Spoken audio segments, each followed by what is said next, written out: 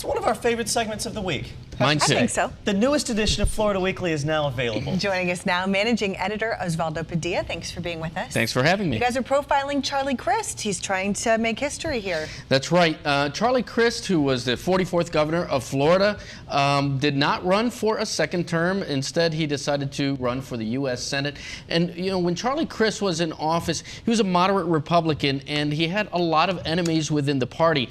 As the Tea Party continued to rise in prominence, Crist became less and less liked, and so he decided to run as an independent for the U.S. Senate against Marco Rubio, who was the party darling at the time. That backfired. He didn't win that race, and he's been out of politics for quite a while.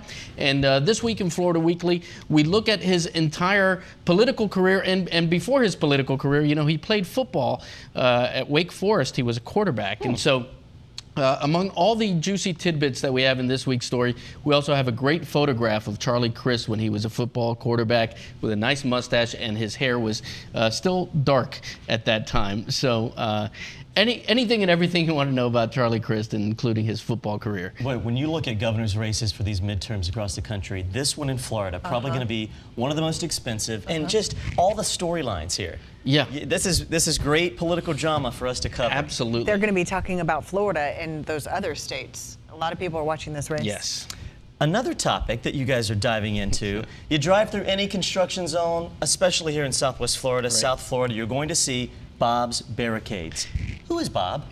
Well, Bob was a guy who started this company back in 1968. He was a police officer for the Miami-Dade Police Force. His name was Bob Brownlee.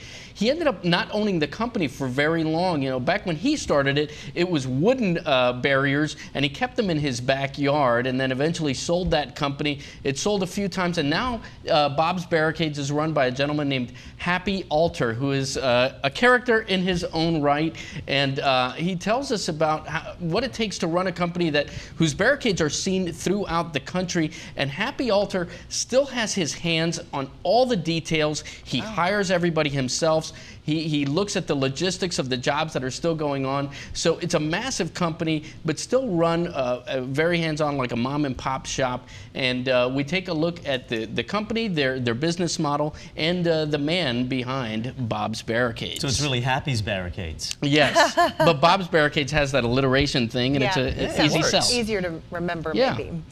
We have a local actor who's just now getting onto network TV shows. That's cool. Very cool. Brendan Powers, who appeared in a lot of Florida rep shows like Boeing and Opus, and he was a fan favorite here in town. And now he's making his mark in Hollywood. He's going to be on a show called Graceland, which is in the on the USA Network, and he has some other great acting gigs. He is just one of the many artists that we catch up with in this week's Florida Weekly. We take a look back at some of the stories we've done throughout the years. Lisa Fisher is another one. She's a backup singer. She sings backup for the Rolling Stones. She's recently been profiled in a documentary called 20 Feet from Stardom, and several other artists that we've mentioned throughout the years.